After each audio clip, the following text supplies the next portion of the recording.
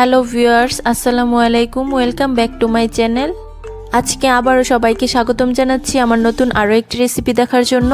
আজকে শেয়ার করব হালকা খিদে পেলে মাত্র 10 মিনিটে চটজলদি বানিয়ে ফেলা যাবে এমন একটা নাস্তা তৈরির রেসিপি।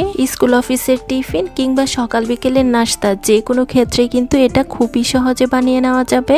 এই নাস্তাগুলো খেতে এত বেশি মজার হয়, একবার বাসায় বানানো হলে সবাই কিন্তু চেটে পুটে খাবে।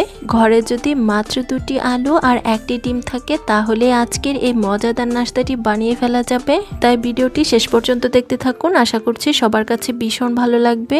ভালো লাগলে প্লিজ একটি লাইক দিয়ে চ্যানেলটিকে সাবস্ক্রাইব করে দিবেন আর পাশে থাকা বেল আইকনটি প্রেস করে দিতে পারেন যেন পরবর্তী ভিডিও নোটিফিকেশন সবার আগে পৌঁছে যায়। তাহলে চলুন দেখে নেওয়া যাক আজকের এই মজাদার নাস্তাটি কিভাবে তৈরি করছি। ফার্স্টে এখানে দেখুন একটা বোর্ডের উপর আমি 2টা আলু নিয়েছি। আলুগুলোর খোসা আমি আগেই খুব ভালোভাবে ছাড়িয়ে নিয়েছি। এখন এরকম একটা গ্রেটার নিয়েছি আর এই গ্রেটারের সাহায্যে আলুগুলোকে গ্রেট করে নিচ্ছি। আপনারা চাইলে কিন্তু আলুগুলোকে বটি কিংবা অন্য কোনোভাবেও কুচি করে কেটে নিতে পারেন, তবে যেভাবেই করুন না কেন আলুগুলোকে আমাদের একদম মিহিভাবে কুচি করে কেটে নিতে হবে। বন্ধুরা, সকাল বিকেলের জন্য তো আমরা নানান ধরনের নাস্তায় তৈরি করে থাকি। একদিন বিকেলে চায়ের সাথে খাওয়ার জন্য আজকের নাস্তাগুলো বানিয়ে দেখতে পারেন। এই নাস্তাগুলো যেমন হাতের কাছে থাকা উপকরণ দিয়ে তৈরি করে নেওয়া যায়, তেমনি খেতেও কিন্তু হয় বেশ মজাদার। আর এই নাস্তাগুলো যদি একদিন বাসায় বানানো হয় রোজ কিন্তু বায়না আসতেই থাকবে। তাই অবশ্যই একদিন বাসায় বানিয়ে দেখতে পারেন, আশা করছি ভীষণ ভালো লাগবে। বন্ধুরা, যারা আমার এই ভিডিওটি দেখছেন প্লিজ একটি লাইক দিয়ে চ্যানেলটিকে সাবস্ক্রাইব করে দিবেন। আর যারা ফেসবুক পেজ থেকে দেখছেন প্লিজ একটি ফলো দিয়ে দিবেন। অনেকে আছেন ভিডিও দেখেন কিন্তু লাইক দেন না, প্লিজ একটি লাইক দিয়ে দিবেন। বন্ধুরা দেখুন, আমি 2টি আলুই খুব ভালোভাবে গ্রেটারের সাহায্যে গ্রেট করে নিয়েছি। এখন এই আলুগুলোকে আমি একটা বাটির মধ্যে তুলে নিচ্ছি। দেখতেই পাচ্ছেন আলুগুলো আমাদের বাটির মধ্যে তুলে নেওয়া হয়ে গিয়েছে। এখন এগুলোকে আমি অফ স্ক্রিনে খুব ভালোভাবে ধুয়ে পরিষ্কার করে নিব। তারপর এখানে দেখুন আমি একটা গাজর নিয়েছি। এখন এই গাজরটাকেও একইভাবে গ্রেটারের সাহায্যে গ্রেট করে নিচ্ছি। আপনাদের হাতের কাছে যদি গাজরটা থাকে তাহলে দিতে পারেন, আর না থাকলে স্কিপ করতে পারেন। শুধু আলু দিয়েও এই নাস্তাটি কিন্তু বানিয়ে ফেলা যাবে। আমি আমার পরিমাপ মতো অর্ধেকটা পরিমাণ গাজর গ্রেট করে নিয়েছি। এখন এই গাজরগুলোকে আমি একটা বাটির মধ্যে তুলে নিচ্ছি আর অফ স্ক্রিনে এগুলোকেও খুব ভালোভাবে ধুয়ে পরিষ্কার করে নিব। তারপর এখানে চুলায় একটা প্যানে দিয়ে দিচ্ছি 2 টেবিল চামচ রান্নার তেল। এখন তেলটাকে প্যানের মধ্যে খুব ভালোভাবে লাগিয়ে নিচ্ছি। তারপর তেলটা যখন খুব ভালোভাবে গরম হয়ে যাবে এটার মধ্যে আগে থেকে গ্রেট করে রাখা আলু আর গাজর কুচিগুলোকে দিয়ে দিব। এখন একটা হাতার সাহায্যে নেড়েচেড়ে মিশিয়ে নিব। এ পর্যায়ে চুলার হিটটা কিন্তু আমাদের অবশ্যই মিডিয়ামে রাখতে হবে, তা না হলে কিন্তু তলানিতে লেগে যাওয়ার চান্স থাকবে। কিছুক্ষণ নেড়েচেড়ে এটার মধ্যে আমি অ্যাড করে দিব 1/4 টিস্পুন লবণ। পরবর্তীতে আমরা আবারও লবণ অ্যাড করব, তাই এ পর্যায়ে খুব সামান্য পরিমাণ দিয়ে দিচ্ছি। এতে করে আলু আর গাজরটা খুব ভালোভাবে সিদ্ধ হয়ে যাবে। এখন নেড়েচেড়ে মিশিয়ে 1 থেকে 2 মিনিটের মতো অনবরত নেড়েচেড়ে ভেজে নিব। যেহেতু একদম মিহি করে এগুলো কুচি করা হয়েছে তাই সিদ্ধ হতে কিন্তু খুব বেশি একটা সময় লাগবে না। 2 মিনিটের মতো ভেজে নিলেই হয়ে যাবে। বন্ধুরা, আমি 2 মিনিটের মতো নেড়েচেড়ে এগুলোকে রান্না করে নিয়েছি। এখন আমি চুলার জালটাকে বন্ধ করে দিব আর এগুলোকে অন্য একটা পাত্রে তুলে নিব। তার জন্য এখানে দেখুন একটা মিক্সিং বোল নিয়েছি আর এটার মধ্যে এগুলোকে তুলে নিচ্ছি।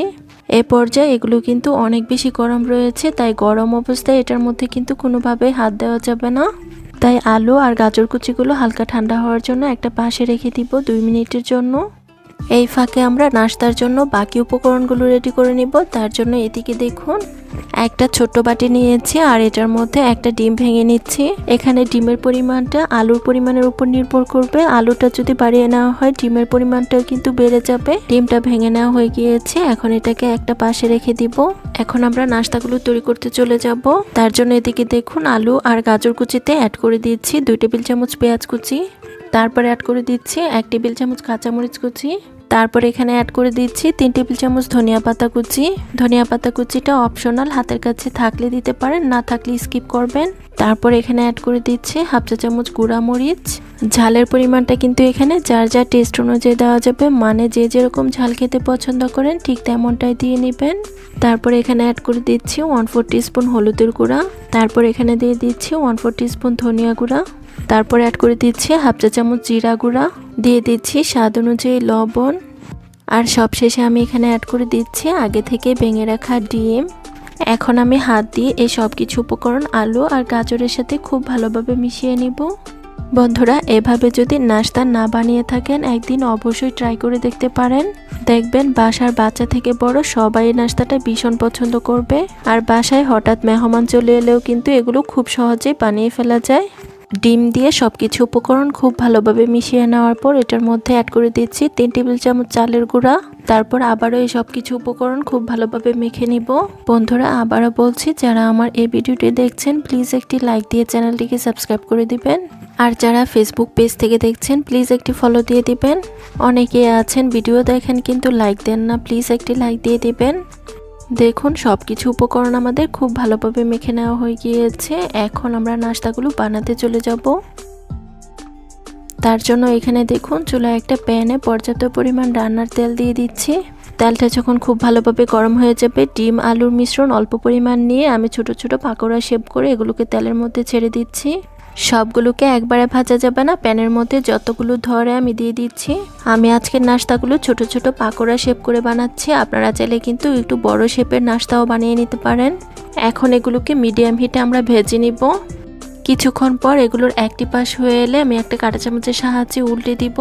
দেখুন উল্টে দেওয়া হয়ে গিয়েছে। এখন দুটি পাশ খুব সুন্দর একটা কালার আসা পর্যন্ত অপেক্ষা করব। দেখতেই পারছেন নাস্তাগুলোর দুটি পাশ খুব সুন্দর একটা গোল্ডেন ব্রাউন কালার চলে এসেছে। এখন এগুলোকে আমাদের তুলে নিতে হবে। তার জন্য একটা স্ট্রেনারের সাহায্যে খুব ভালোভাবে তেল ঝরিয়ে এগুলোকে তুলে নিচ্ছি। বন্ধুরা, আপনারা যদি এরকম আরও মজার মজার নাস্তা রেসিপি আবার পিঠার রেসিপি দেখতে চান তাহলে আমার ইউটিউব চ্যানেলটাকে ভিজিট করতে পারেন। আবার চাইলে ফেসবুক পেজটাকেও ফলো দিতে পারেন।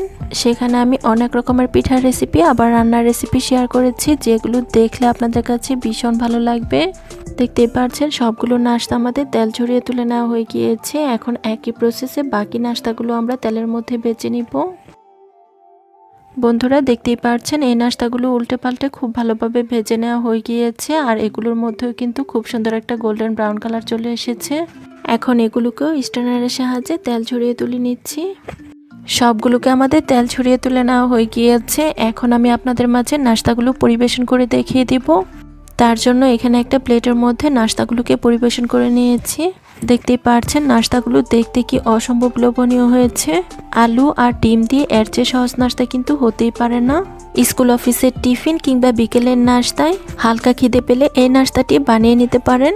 বানানো যেমন সহজ তেমনি খেতে কিন্তু হয় বেশ মজাদার।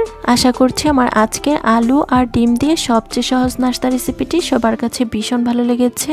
রেসিপি ভালো লাগলে একটি লাইক দিয়ে চ্যানেলটিকে সাবস্ক্রাইব করে সাথে থাকবেন। আর যারা ফেসবুক পেজ থেকে দেখছেন প্লিজ একটি ফলো দিয়ে দিবেন। সবাই অনেক বেশি ভালো থাকবেন। ধন্যবাদ সবাইকে। আল্লাহ হাফেজ।